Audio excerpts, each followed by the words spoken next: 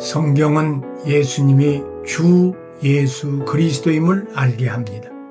예수님께서는 오늘날도 사람들에게 너희는 나를 누구라 하느냐고 물으십니다. 우리는 성경을 통해 그 답을 찾고 정립해야 합니다. 예수님의 수제자인 베드로는 주는 그리스도시요 살아계신 하나님의 아들이시니다고 했고, 예수님의 부활을 목격한 도마는 나의 주님이시오 나의 하나님이시니라고 신앙을 고백했습니다. 바울 사도는 골로새서 1장 15절로 18절에 예수님은 하나님의 형상이요 만물의 창조주시요 만물의 섭리주시요 교회의 통치자시며 부활의 주제자라고 성령의 감동으로 신앙을 고백했습니다.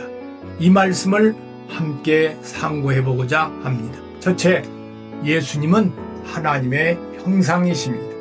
골로새서 1장 15절에 그는 보이지 아니하는 하나님의 형상이요 모든 피조물보다 먼저 나신 이신이라고 했습니다.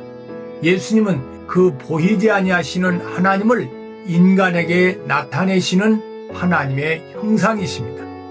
고린도 후서 4장 4절도 그리스도는 하나님의 형상이라고 했고, 요한복음 14장 9절에서 예수님은 나를 본 자는 아버지를 보았다고 하셨습니다. 그것은 실체, 본성, 그리고 영원성에 있어서 하나님과 그리스도가 완전한 동등성을 갖는다는 것을 의미합니다. 예수님은 모든 창조물보다 먼저 나신 자입니다. 여기 먼저 나신 자란 시작이라는 말씀입니다. 골로새서 1장 15절에 그는 보이지 아니하시는 하나님의 형상이오는 예수님은 하나님이시며 그분은 보이지 아니하시는 하나님의 모습이라는 말씀입니다. 하나님은 눈으로 볼 수 없습니다. 하나님은 어떤 형체를 갖고 계시지 않습니다. 그분은 완전하시고 순수한 영이십니다. 하나님은 인간이 감각할 수 없는 영적 존재이십니다. 그래서 우리는 그분이 어떤 존재 방식으로 계신지 전혀 알 수 없습니다. 우리는 그분의 형상을 상상할 수 없습니다. 도대체 하나님이 어떤 성품이신지 어떻게 사시는지 전혀 알 수 없는데, 보이지 않는 하나님이 놀랍게도 보이는 방식으로 오셨습니다. 그분이 바로 주 예수 그리스도이십니다. 그래서 예수 그리스도는 보이지 않는 하나님의 형상이라고 말씀했습니다. 보이지 않는 하나님이 눈에 보이는 사람이 되어 오셨기 때문입니다. 하나님과 똑같은 분이 눈에 보이는 사람으로 오셨습니다. 그래서 예수님을 하나님의 형상이요 보이는 하나님이시라고 고백한 것입니다. 요한 사도는 요한복음 1장 18절에 본래 하나님을 본 사람이 없으되 아버지 품속에 있는 독생하신 하나님이 나타나셨느니라고 했습니다. 이 세상에 어느 누구도 하나님을 본 사람은 없습니다. 또한 하나님을 볼 사람도 없습니다. 그분은 영이시며 그분은 절대 거룩하신 분이기 때문입니다. 그런데 하나님이 사람의 모습으로 오셨습니다. 하나님의 아들께서 보이는 하나님으로 오셨습니다. 그래서 예수님을 하나님을 보여달라는 제자들에게 요한복음 12장 45절에 나를 보는 자는 나를 보내신 이를 보는 것이니라고 말씀하셨습니다. 예수님은 자신이 하나님이심을 선언하셨습니다. 그리고 모든 사도들도 예수님이 하나님이심을 순교하면서 증거했습니다. 둘째, 하나님은 만물의 창조자이십니다. 만물이 그에게 창조되되 하늘과 땅에서 보이는 것들과 보이지 않는 것들과 혹은 왕권들이나 주권들이나 통치자들이나 권세들이나 만물이 다 그로 말미암고 그를 위하여 창조되었고 라고 했습니다. 만물이 그에게서 창조되었다. 그 말은 그에게는 그리스도가 창조의 실제적 주역임을 말해줍니다. 본절의 후반부에 나오는 그로 말미암고 그를 위하여 라는 표현은 이것을 더욱 분명하게 나타내 줍니다. 그리스도는 창조의 원인이자 목적이십니다. 모든 피조물은 그에게서 나왔고 그를 위하여 존재하며 그를 향하고 있습니다. 만물이 그로 말미암아 지은 바 되었으니 지은 것이 하나도 그가 없이는 된 것이 없느니라고 했습니다. 또 그로 말미암아 모든 세계를 지으셨느니라고 했습니다. 만물이 다 그로 말미암고 그를 위하여 창조되었고 이것은 본절 초두와 만물이 그에게 창조되더란 말에 대한 해석입니다. 그로 말미암고란 말은 그리스도의 전능하신 창조 행위로 말미암아 만물 창조가 실현되었다는 의미입니다. 그를 위하여란 말은 만물 창조의 목적이 만물은 그들 자체의 영광을 위해서 존재케 된 것이 아니라 주님의 영광을 위하여 창조된 것입니다.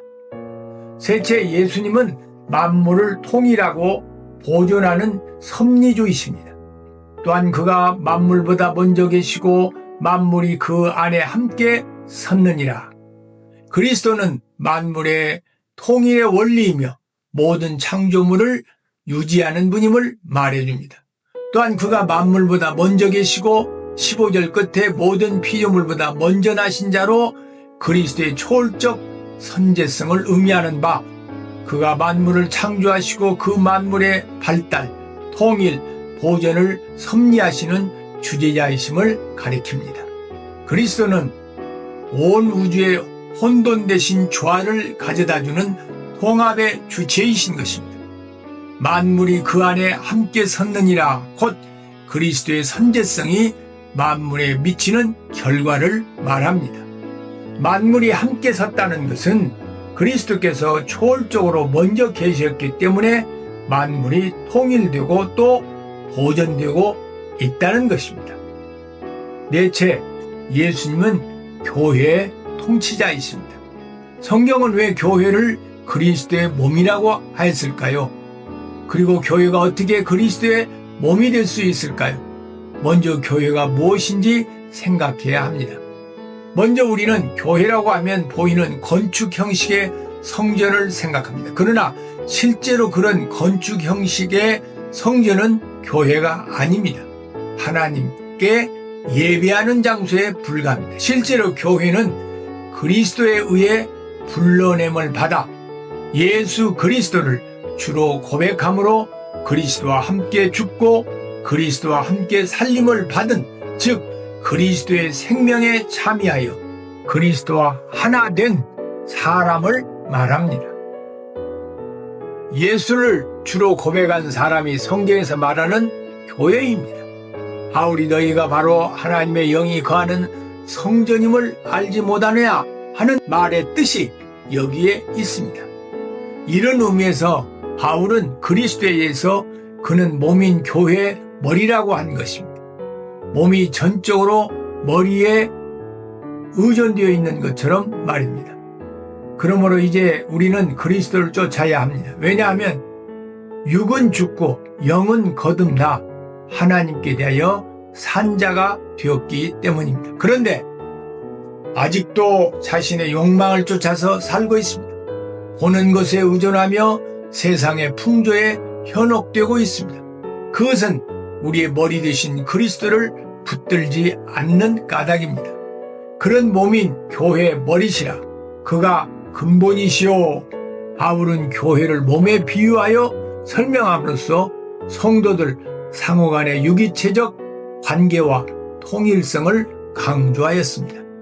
그러면 교회를 가리켜 그리스도의 몸이라고 한 이유는 무엇입니까?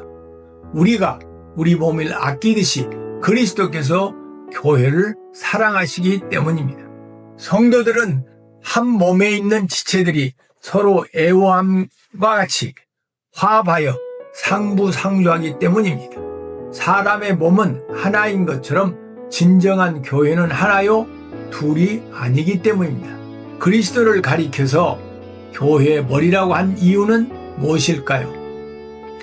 1. 그리스도는 신자들을 대표하는 역할을 하기 때문입니다.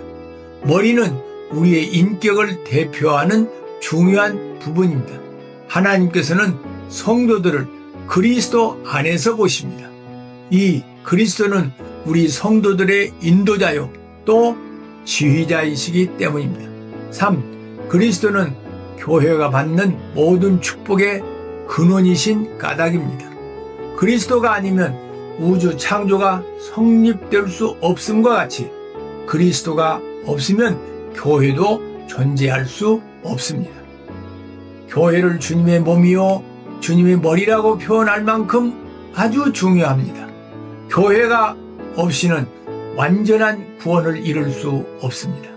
하나님은 창조 시에는 가정을 주었고 구원 시에는 교회를 주었습니다.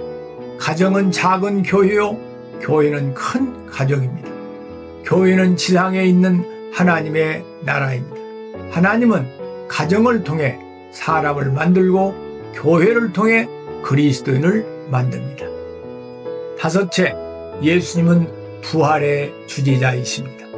죽은 자들 가운데서 먼저 나신 이시니 이는 친히 만물의 으뜸이 되려 하시며, 죽은 자들 가운데서 먼저 나신 자는 그리스도께서 어떻게 교회의 근본이 되시는지 그 이법을 잘 밝혀주고 있습니다. 먼저 나신 자란 말은 주재자, 어떤 일을 중심이 되어 맡아 처리하는 사람을 의미하는 바, 그리스도께서 먼저 죽은 자 가운데서 오직 홀로 죽음을 이기셨으며 사망과 음부의 열쇠를 가지시고 성도들을 죽음에서 해방시켜 부활케 하십니다. 사망이 한 사람으로 말미암았으니 죽은 자의 부활도 한 사람으로 말미암는도다. 이런 의미에서 예수님은 부활의 주재자이십니다. 감사합니다.